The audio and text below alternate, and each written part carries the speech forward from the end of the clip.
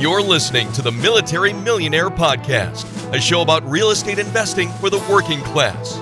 Stay tuned as we explore ways to help you improve your finances, build wealth through real estate, and become a person that is worth knowing.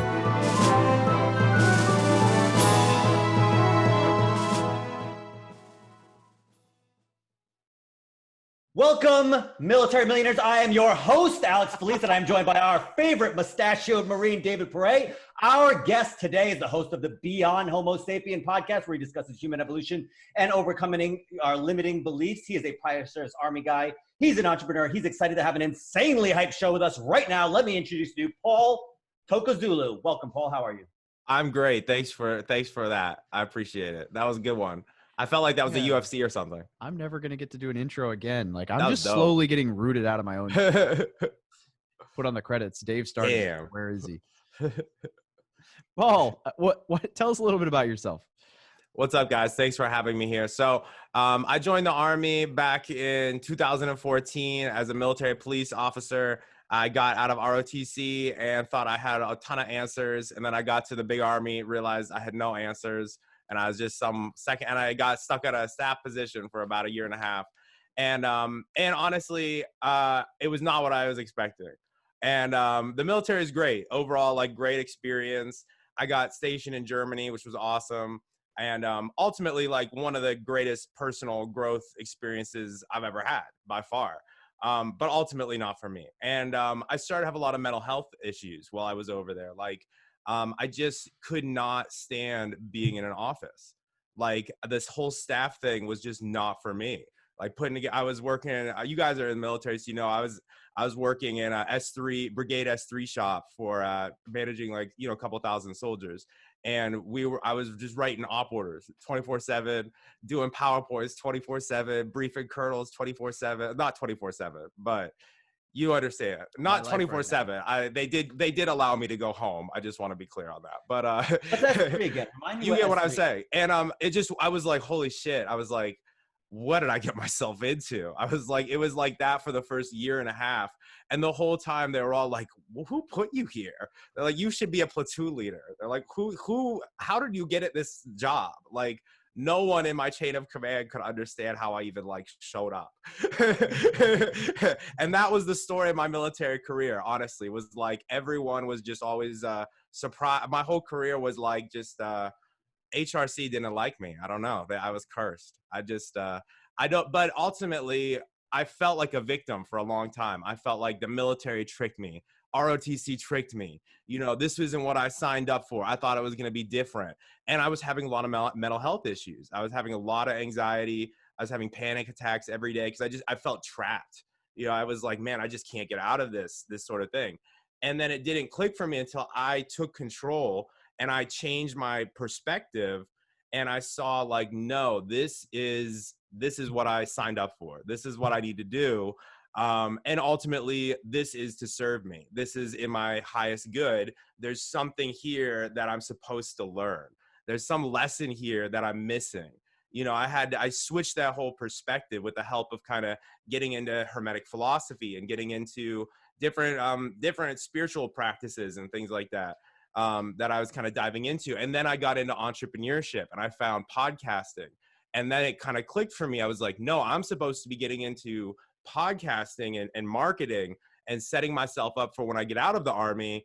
And this is like my training time. This is when I get to have my bills paid and I can make all these mistakes in the business and I can learn, you know. So that switch in perspective is really kind of what did it for me. So that's what I'm passionate about a lot these days, is talking about that. And I think that's where a lot of people are right now in 2020. There's a lot of people who just feel like a victim, right? They feel like this whole thing is happening to them, but it's not. It's just in your head.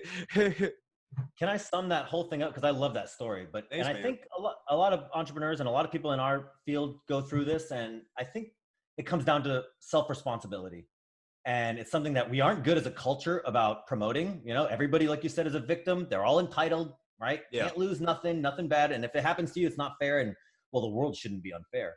And I like that I'm summarizing for you, but that's basically what I heard was a guy who says, I appreciate it. Yeah, exactly. It's all about that. I think that's where we're at right now.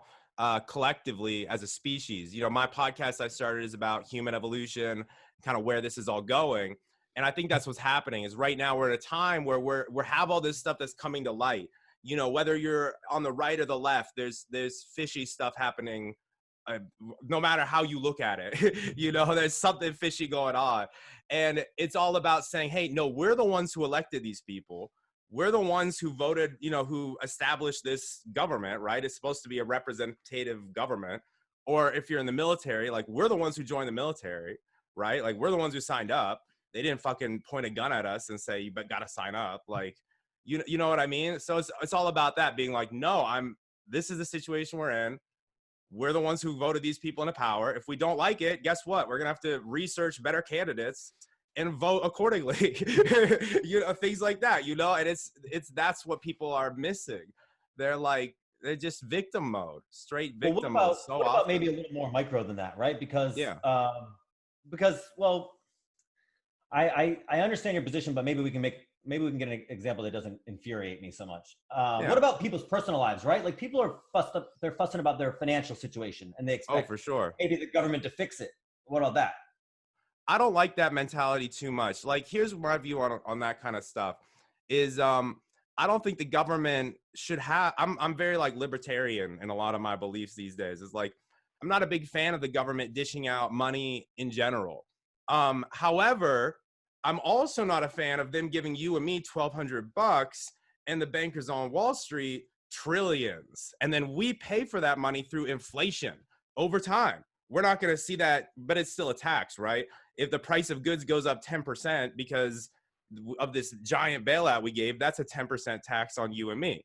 So I guess what I'm getting at is like, if you're going to give money, if you're going to do something like that, make it a lot more equal than it is right now, or don't give money, you know, one of the two. Like what we have right now is backwards. It doesn't make sense. Well, besides what they do, right? What about I guess my angle with you, which I liked, was what you were saying was personal responsibility. Right. This is the situation we're in. I don't agree with it. Yeah. But what am I going to do for myself? Oh, for sure. So again, I'm big on starting a business. Entrepreneurship is huge right now. It's really easy to get started starting a company of some variety. And now, does that mean that starting a business is not a get rich quick scheme, as obviously you guys are sure know. However, there's a lot of entrepreneurial things that you can do. You can sell on eBay. You can sell on Facebook Marketplace. This whole quarantine time, I've paid so many bills with eBay and Facebook Marketplace. It's big. eBay's popping right now, honestly. Like if you have shit around your house and you're not using and you're short on cash and you're not selling it on eBay, like you're missing out. like especially if you got old gym equipment, that stuff is flying. Anything that's out of stock on Amazon, if you have that, like this webcam that I'm using, I had 2 of these webcams for some reason because I had a backup, and then they're all out of stock on Amazon. I sold it for like double what I got it for brand new.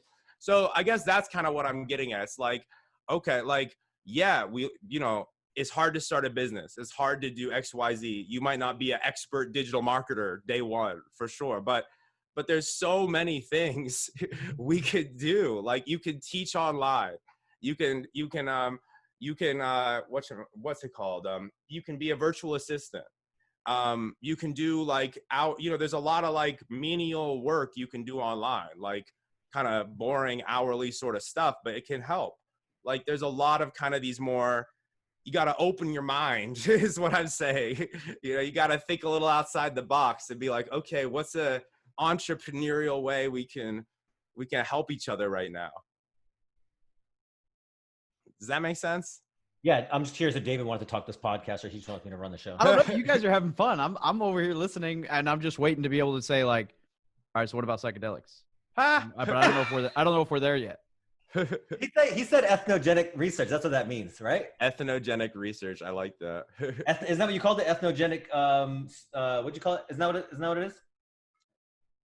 If you're asking me, I don't know what that word is. Paul, isn't that what you said earlier? I got into ethnogenic spirituality or something like that. Oh no, Hermetic philosophy. Hermetic philosophy. Yeah. What? I googled it while he was talking. it's an obscure one. A lot of people may not have heard of it. From the Renaissance.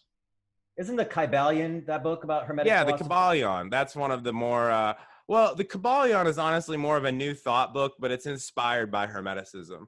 True Hermetic philosophy comes from the Hermetic corpus, which comes from Rome, is when that's dated back to.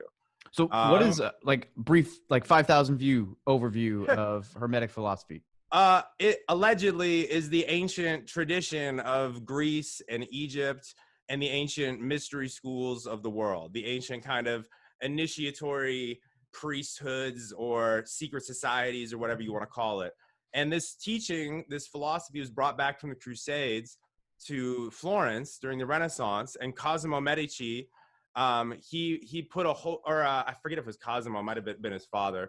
The patriarch of the Medici family at the time put a hold on translating Plato, which they were currently working on at the time, because they had heard about Hermeticism and Hermetic philosophy. They said, we got to translate that. We got to figure out what that's all about. And then they got really into it, and it became very widely published and widely, consumed to a degree in Florence during the Renaissance. And that was a catalyst for a lot of these kind of ideas. And then that kind of bled over into, Christianity over time. And these days it's kind of come back in the form of this law of attraction teaching, like this whole idea around like the secret and all that kind of stuff. That's all Hermeticism. It's all I don't want to say a skewed version, but it's a baby version of it. I think we live in such a shallow materialist world where I don't want to say everybody's miserable, but like, have you seen the suicide rates? There's no reason that we've cured so many diseases and starvation, and then people are off on themselves so much. And so I think the rise of, I read more philosophy than most people, but I read more now than ever. And a lot of it is like, it's not that there's answers, some secret answers in old philosophy. It's just that they're actually really interesting, useful answers that people just, they don't want to hear it, right? Take self-responsibility. Yep. Like that's Old Testament 101, right? Take self-responsibility for yourself. Life's unfair. Yep. And so, I love it. No, I'm sorry. I cut you off. It's good. Okay. So David said psychedelics. Yes. I don't know what we're talking about with that. I just know that was brought up as a topic that we could discuss. And I don't know the first damn thing. So I was a homeschooled weirdo in high school. Oh, me too. I was homeschooled as well. Oh, look at that. Alex, you're the weirdo now. You guys are both weirdos. Dude, I went to public school. Cheers. We're normal. The majority. Mad street smarts. Silent majority over here. The silent majority of homeschool kids. Ex-homeschoolers. No, that's why I'm into all this crazy ass stuff, because I was homeschooled. I'm a nerdy ass kid. I don't know. I've been reading old fucking books since I was born. My mom read me Ivanhoe when I was 6. School. I ran away from home. This was my when I was growing up, like my mom would read me books as my literature class, and she read me Ivanhoe when I was like 6. Looking back on it, I was like, why the fuck did you read me such a complicated book? I didn't understand a word of it. I just knew that Ivanhoe was a knight, and I liked him. Yeah, see, we had different experiences. I cheated in math, failed English, and ran away from home at one point. So, school of hard knocks. not the best homeschooled student. Probably would not have been the best anything student. That's okay. You're here now. I was a lifelong screw up, and then I found books about 5 years ago, and they changed my life. And I like old books. So the fact that you like old books, really, that pings me. I love it, man. Old books. I feel this way about it. Like, honestly, I learn better watching video or podcasts.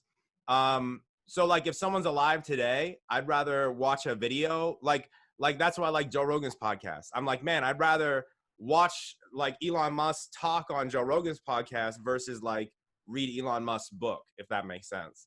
But what I'm getting at is like these old books, like these people are dead. You can't get their ideas any other way. There's only one way. So the only books I read these days are old books that from people who are dead. Because if someone's alive, I'm just gonna go get them on Audible or YouTube, and it survived. Right, and you know it, if it's 200 years old and people still talk about it, then there's a reason. Like it's not crap. Yeah, Lindy. Nietzsche. I love Nietzsche. I've read a few of his books now. Like I said, just before the show, I just finished up his 1886 Genealogy of Morality, and Let me tell you something. There ain't nobody that speaks like he did. As far as dude. he's pretty severe. Yeah. But who else who do you like that's old and dead? Old and dead. I've been reading a lot of Manly Hall lately. I don't know if you've heard of him. Manly Hall is awesome. I also have been reading a book by Godfrey Higgins called Anacalypsis, which is about the original religion of the world, allegedly. And basically the secret history of the ancient religion that is now currently embedded itself in all of our world religions collectively. It's a fascinating book. And then Madame Blavatsky's book, Isis Unveiled. And she was a Russian noblewoman from the 1800s. And that's a super fucking insane book. Psychedelics have helped me a lot in my understanding of even Alex is like, I can't buy all these at once. This stuff. Dude, oh yeah, I'll tell man. you what, there's not that many people. There's not that many people that read more books than me, and certainly not more old books. But I think you got me beat. Manly Hall wrote 120 books. He started writing when he was 20. And David hasn't even read 120 books ever. It's badass. I haven't read all his books either, man, but I'm on a mission. But no, right. I've got all my old books over here for sure. When did you partake in this spiritual medicine? Well, of course, anything I'm talking about in terms of psychedelics is allegedly hypotheticals. It's just a fictional story I'm telling. Allegedly. To be honest, I just really want to impress you guys. You seem like you're into drugs, so I'm just gonna make up a story, just kind of to make myself look good. Just this guy, from my own ego. Guy is totally still hooked. Oh, allegedly. 100%. Allegedly, I got you. But hypothetically, in these stories that I'm making, I've done them like hundreds of times. Mushrooms and ayahuasca and a few others. And I've been really, really blessed to have some connections to do it legally in a few different places. And it's been here in America, actually, through the Native American Church. There's a lot you can do. It's been very eye-opening. I've done some other ones too, for sure, but I don't know. I've had a lot. And I won't really share like the specifics of dates and details, but maybe more so the lessons, the takeaways, if you guys are interested. There's a lot, especially when it comes to like shifting your responsibility, like we're talking about. That was kind of a big catalyst for me in realizing all this stuff about and a lot of it is kind of waking up to maybe the true nature of reality, which I believe is that everything is consciousness, everything is mind. We swim in a universal consciousness of sorts. This is what quantum physics is starting to figure out, that everything at its fundamental level of reality is some sort of a vibration or a wavelength. And this is what Hermetic philosophy and Hinduism actually has been saying for thousands of years, that it's all consciousness. So when you kind of understand that, and psychedelics helps a lot with kind of even just wrapping your head around that, and kind of like visualizing, I guess, what that means, you're like, oh, holy shit. This whole law of attraction thing is it's kind of baloney. It's like, it's not just, oh, you think things and it shows up. Like, no, it's more like whatever you are, whatever's going on inside of you is what is in your world. Like everything around you is your subconscious mind manifest. Ralph Waldo Emerson once said, "A man is what he thinks about all day long." Exactly. And but this is why I like Hermetic philosophy, because it takes it one step further. And it says a man is what he thinks about all day long, because the world is a manifestation of your internal reality. And what you think about all day long gets embedded deep in your subconscious. And then from a, energetic perspective, that is what you are magnetizing into you, because everything is energy, including you and me and this glass. It's all made up of a vibration. And do you think the ethnogenic medicine helps entrepreneurs specifically because it melts the supposed social structures that we all conform to, and entrepreneurship kind of lets you deviate from standard paths? Yeah. Do you? It sounds like you do. Bit of a loaded question. If I As a matter of fact, I do. I find it quite. Why am I not drinking? This is a good one. Find it quite beneficial in hypothetical deprogramming of Illuminati control mechanisms. But But well, we share this along with old books. We share. Allegedly, if I did partake in the spiritual medicine that is known as like the ethnogenics, the psychedelics, then right. I've been doing them supposedly since I was 16. Definitely didn't talk to our recruiters about this. I didn't know what they were right away. You know, it's like, yeah, you're just screwing around, and the next thing you know, you're like, oh, I have been enlightened. Thank you, universe.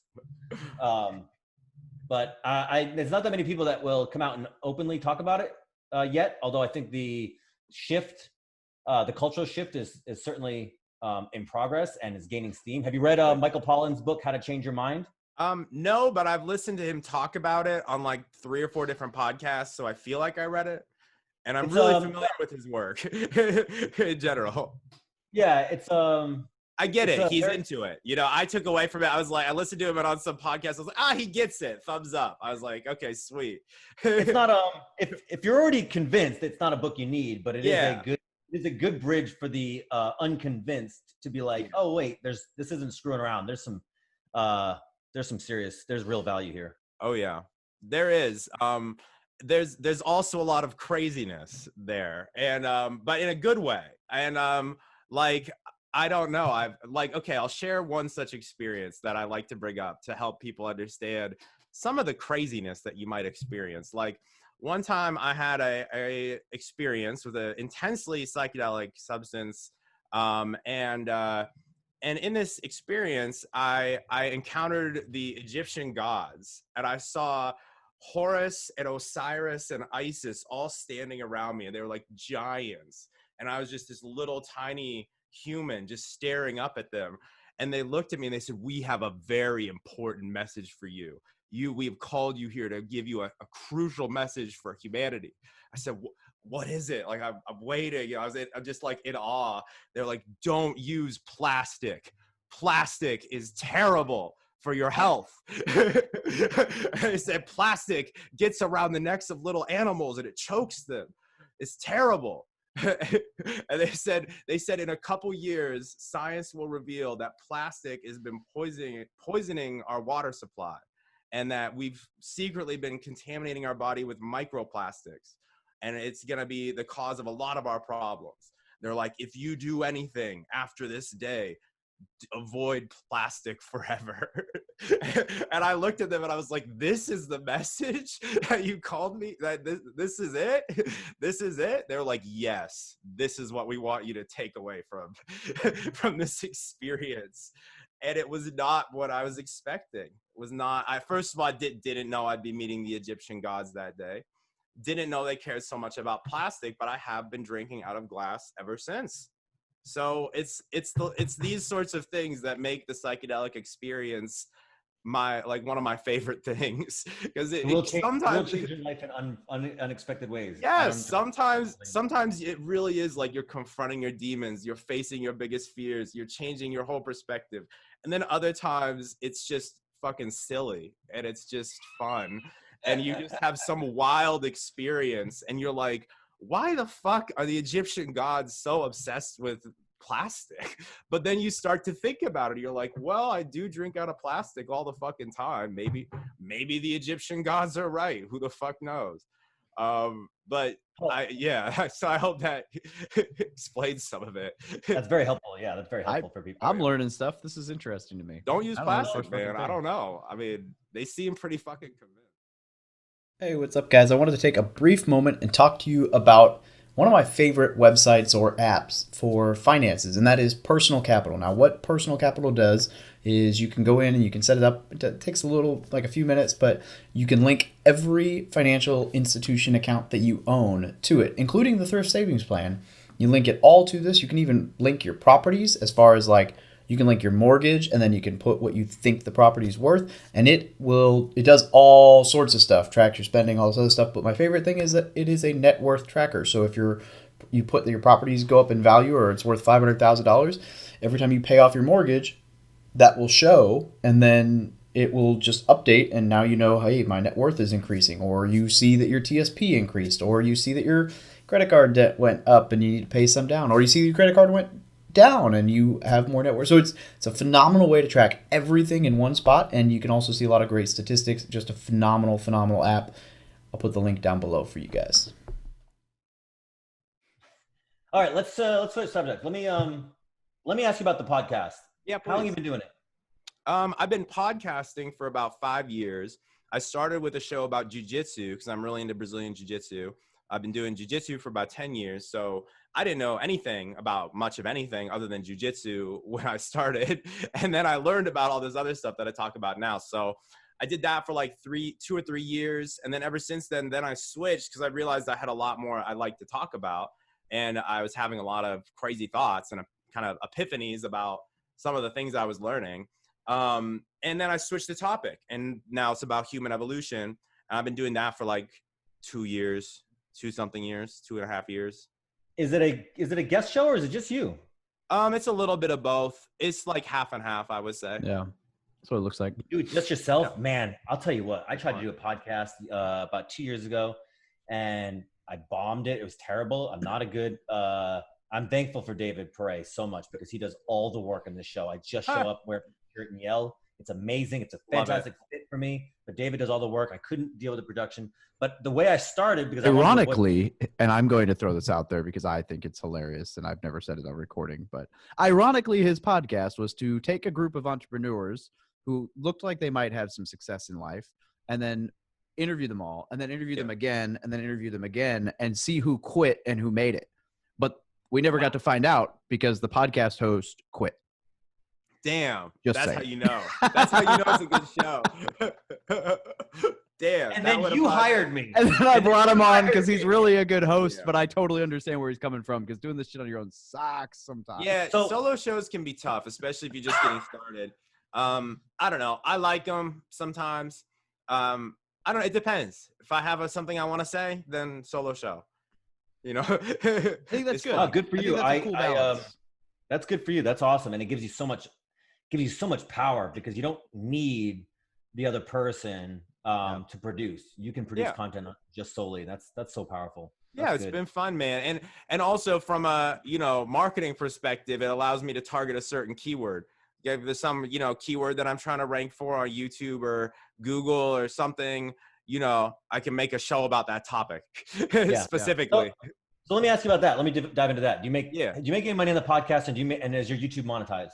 No, I do. I don't make any money directly from the show, although I do have a course. I just launched a beta program for my course, which you can check out at the website.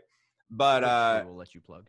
But sounds good. But what was I going to say? But I made a lot of money from the network, and that's really the power of it is the network that you get from podcasting. I would sense that David seems to agree. So just like my very first client ever that I had for my marketing agency was my friend Sebastian, who I met through the podcast. I had him on my jiu-jitsu show that I used to do. We talked about yoga because he does a yoga website for jiu-jitsu guys. And then he just hit me up a few months later. He was like, hey man, really like what you're doing on social media to promote your show. Can you come do that for my website? And I'll pay you. And I was like, whoa, I was mind blown. I was like, holy shit. I didn't even realize that like you could get paid for that stuff. I was like, oh my God, sounds great. So then I worked with him for like almost a year. And then I started taking on more clients and doing social media management. And then I moved into what I do now, which is like WordPress, because I learned how to build WordPress sites.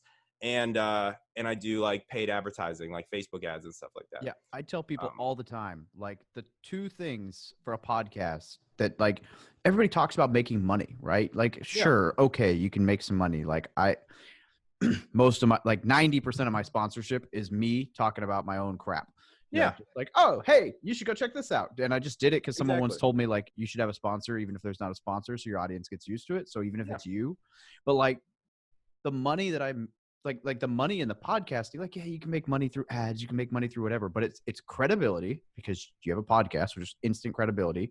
And it's the fact that like, for me, it's been, I can get like, we'll use, I don't know, Bill Allen, for example, because some of the real estate guys know Bill Allen. He's successful. He's got a big business. He's super, super busy, man. You can't get on the dude's schedule, right? Like one of those guys where if you want 45 minutes of his time, you got to pay to get 45 minutes of his time. But had him on the podcast twice because Exactly. people who are not willing or able to lock out an hour to have a conversation with you because of how valuable their time is, and they can't afford an hour to pick your brain, will afford an hour to be on a podcast because it's an instant, like there's something in it for them too. And you get to ask them all the questions you would want anyway. And then you get and then we hosted a conference together. Like the networking piece is just incredible. So anyway, if you saw me like shaking my headphones off my head when he said that, like that's it right there. 100%. And that's, so I haven't made really that much from the show, but I made a ton from the network. But well, the key is you can't ever go to it with that intention, because then people can tell. Like if I came in here and I was secretly in the back of my head being like, these guys look like they need a fucking website, you know? And that's what I was going to secretly pitch you on that right after we hopped off this call. That you guys could smell that from a mile away. So I have no such intent. I'm just here to have fun. And yet somebody will hear this show and potentially reach out about a website. Yeah, I do need a new website built, actually. I don't know anyone. But I don't know who you should talk to. But I want to tie this into what you said in the very beginning about self-responsibility and entrepreneurship. And like, there's so many people listening to this show, and they look at people like David and probably me, and they're like, man, these guys are massive content producers. And I think to myself, and I'm like, dude, so many more people should be producing content that just won't. It's such an entrepreneurial practice. If nothing else, it's just good GD practice. It's going to grow over time, right? This internet fad isn't going away. I don't know if you noticed. And the barrier to entry is like zero, like literally zero. And so I just love that you're like, look, I just did this thing because I liked it. And it affords me all these crazy opportunities because you invested your soul into it. And so I know there's people out there. Well, of course it takes time, but like you said from the start, I didn't want to do this for money. I was going to do it anyways. And so that's how I do everything. I don't do anything in this world for money. I do what I'm going to do. And then I do it so damn good that people can't afford not to pay me. They can't live without me. But like, kind of like you said from the beginning, right? I need to figure something entrepreneur about, social media. I don't know, like not everybody's marketing, but content production, these are so easy to do. And so many people. Oh yeah. And that's the thing is like, and that's what I try to tell people is like, first of all, if you are already an expert at something, you can accelerate that learning curve tremendously. Like I've been doing my show for like 2 years, but I feel like I've only become a real expert on the things that I've been talking about in maybe the last like 6 to 8 months is when I feel like, okay, I know my shit. Now I feel like I'm at the level where I'm like, okay, if I don't share the information that I have, I'm doing a disservice because I've been doing a lot of research these last 2 years. But the way I did the research was inviting experts on my show. And then 2 years later, I'm an expert, and now my show's doing really well. And now anytime I do a solo show, people love it. Whereas a year ago, if I did a solo show, people might have been like, it's all right, but I wasn't an expert. That's a great point. People think you have to be an expert to talk about something, but I started just documenting. It was like, and as I've gone along, like, well, Alex, I reached out to you. You saw me post on Facebook the other day saying, hey, who knows cost segregation and opportunity zone expert? Because I want to know more about that. I've done a little bit of research. I'm still lost on some stuff. So what's the best way? I get someone on the show who's an expert, and I learn by interviewing them. And then all my audience gets something out of it too. And it's huge. And then, now I know. And it sounded cool when Paul said it. When you say it, Shut sounds up. so.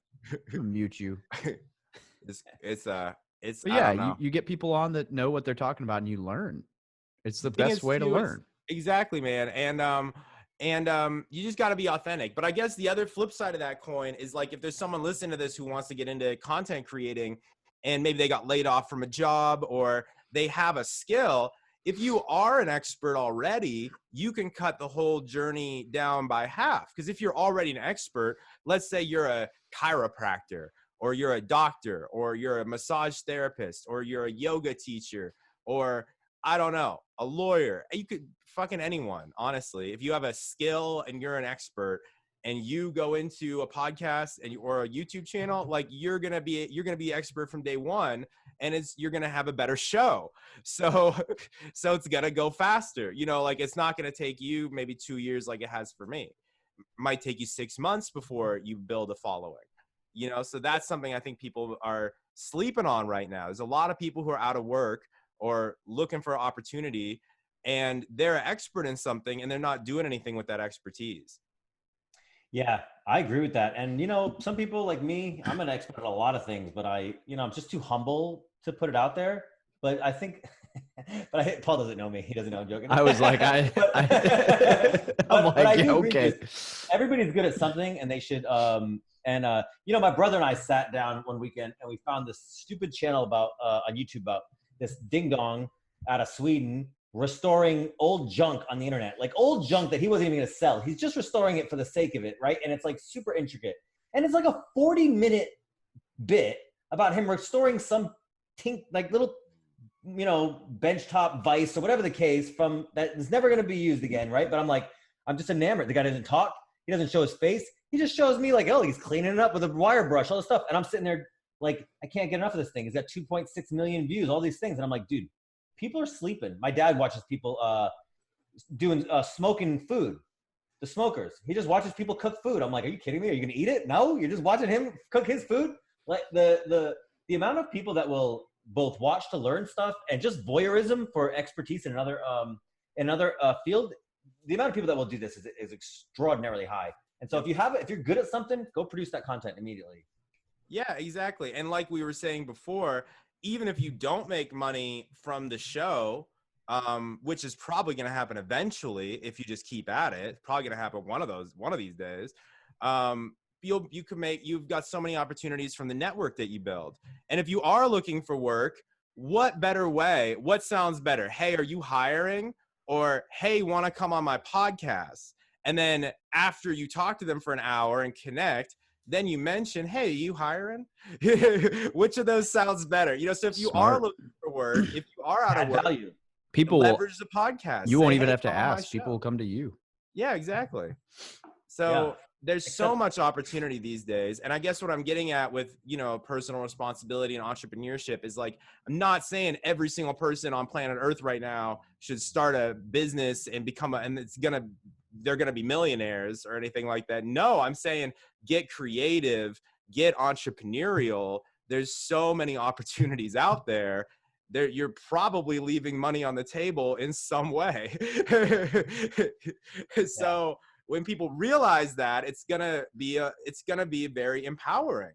It's gonna be a very creative thing. It's gonna be, and especially when everyone starts to say, "Oh, you too, you're realizing this too. You guys are realizing everything I'm realizing too about podcasting and how great it is. Wow, crazy!" And now we can say, "Okay, cool. Let's stay in touch. Let's help each other going forward." Maybe you guys come on my show. You know, so it's a give. I accept. Let's do it. Hell yeah. Fuck yeah. But anyway, I've talked a lot. Oh man, this is good. All right. So we said 45 minutes and we're probably around there. So I've got a couple questions that I always ask every guest. Sounds good. All right. The first one is, if an E1, E2, or just a youngster was to walk up to you asking you for advice in life, what would be the one thing you would have to tell them? Man, I would tell them, don't listen to anyone's advice unless you want to be like that person. And have their life. Love it. Because I've thought about this. I've gotten this question before, so I didn't just come up with that. I've thought about it, but but no, for real, like that was something that my mentor taught me. My mentor Alex Sharfin, he said, don't listen to anyone unless you want to become like that person, and like down to the T. Like, what's their family life like? Do they have kids? Where do they live? What do they eat? You know, like how's their health? Like, what do they do every day? Like, don't listen to their advice unless you want to become like that person. So like to an E1, don't listen to your colonel's advice unless you want to become a colonel. If you want to have a career in the military, and if you want to be a colonel and you want to get promoted, then fuck yeah, listen to your colonel's advice. But if you know the Army's not for you and you decide this isn't your path, you better start listening to Tony Robbins or Grant Cardone or Russell Brunson or you guys, or someone who's thinking outside the box, who's going to set you up for life outside. You know what I mean? Yeah. People are like always trying to get out of the military and leave, and they're still listening to their superiors who are still in the military. Those people don't know. They haven't left. So it's funny you say that. You don't know really, I say anything, but you don't know much about me or my story, but I'm going reserves next year is the plan, right? Awesome. I'm at 12 years in. I'll be at 13. I plan on going reserves. And it's been not an easy decision. It's still a bit of a roller coaster. But the lens I filtered a lot of that through is by going, okay, well, this person's saying this and this person's saying this, but who do I want to be in 10 years? Right, So exactly. I think that's, and that was not an idea that I came to on my own. That was an idea someone, mentioned, like, well, okay, but if you've got these groups telling you this, which one do you want to be? And I'm like, yeah. Like, so yeah. I think that just to take a quick pause and take you down a hippie rabbit trail for a moment, I think that this for real is what's happening. That was a obscure, abstract way to think about that question, but that's my mentor's idea that he taught to me. We've never met before, but you got the exact same lesson. It's happening collectively, from a different person. These thoughts, these epiphanies we're all having, they're collective. We're having them together. The more I talk to people, the more I get convinced of that. We're having these same epiphanies, but almost telepathically in our own lives. Do you think that the people that you're interacting with are more and more aligned with your ideas? 100%. Oh, yeah. So maybe it's not we all, maybe it's you're getting into a smaller niche of people with the same mindset. I mean, like when I go out to the grocery store or to the gas station and I talk to a random ass person, they're reading this, they're into the same shit that I'm into when we get to actually talking. Or I go out, random strangers is more what I mean. Like, yeah, I have my own friend group for sure. And we all, are similarly minded on things. We disagree on stuff for sure, but you get what I'm saying. But no, I mean, like when I just go out and I'm just hanging out, meeting a new person or running into someone, or I connect with someone randomly on Facebook and hit them up. It's like, oh, you're reading the same book I was yesterday. Sweet. What a coincidence. Like that kind of stuff is what I mean. Mm-hmm. Like down to the T of like, oh man, what are you reading this week? Oh, I'm reading this book. Oh, how odd. Me too. Stuff like that. It happens even to be more odd given what you read. Yeah, happens regularly in my life. And you're right. You're not reading Harry Potter like everyone else. You're reading, unique books. So that's what I'm saying. I read crazy ass books, and I talk to people. They're like, "Oh yeah, I read that crazy ass book last week. What a coincidence, huh?" And the book book that talks about how there's no coincidences and it's all energy. That book, right? Yeah. That's the thing is that the topics in general on which we are in alignment on is the topic of, it's all consciousness. It's all, we attract each other. Does that make sense? But anyway, I derailed your question. I like it. All right. So next question. I'm sorry. It's going to be an interesting one because we've already mentioned a million of them, but resource, like what is one resource, book, course, website, whatever that you would recommend to anybody looking to get into like entrepreneurship, business? Oh man, entrepreneurship and business. You got to read. And we can touch on a philosophy book too. Sure. I'll give one business, one philosophy. So business, if you have it, you got to read Tim Ferriss's 4-Hour Work Week. I mean, that's like the Bible of the entrepreneurial mindset. It's right there above my head on the wall. It's one of the best. And then philosophy, I would say read Yuval Noah Harari's books. I don't know if you've heard of him. He's the guy who wrote. Yeah, dude. He's the guy who wrote. That's one of Alex's favorites. Yeah, man. Homo Deus and Sapiens. I mean, that guy's a big inspiration behind my show. Like Homo Deus is like the Bible for my show, and one of the Bibles for my show for sure. Yeah, don't get Alex on your show. You might not be able to get him off. That sounds great. We'll have to do that for real. Sapiens is an incredible book that everybody who's a Homo sapien should read. Oh yeah, it's about us in a way that no other book talks about humanity, not from a cultural perspective, but from a species perspective. It's very interesting. That guy's brilliant, man. I love how you say that. And I love that somebody's not going to know if they're a Homo sapien and they're not going to read that book because they're going to be like, that's not me. Yeah, well, hey, look. Love it. He said, I'm homo. I am straight. No, that's not what we're talking about. Okay, nobody thought that but you. Just so my gosh. Right now, they're like, nobody thought that, David. That's only you. No, man. Facebook thought it. So Facebook prevented me. I wanted to name my Facebook page Beyond Homo Sapien, but Facebook wouldn't let me because they said it's a sexist hate slur. Damn. Wow. So I guess everybody thought that except for you, Alex. You bigot. I don't know how that makes you a bigot, but I think that's Facebook and David are idiots. They don't know that there's a scientific term. The largest social community in the world, and me. I'll take that on my team against Alex. That's messed up. Well, damn, Paul, that's actually fascinating that they flagged you for being. So now it's Paul Tokgozoglu is my Facebook page. Yeah. I saw that's that. fascinating. That's I would not have. Fucking Facebook, dog. I don't know what to say. Fucking losers. You got zucked. Losers. I got zucked, man. It's cool, but Zuck's done a lot of good for me, so it's all right. Yeah, I'll forgive it. It's whatever.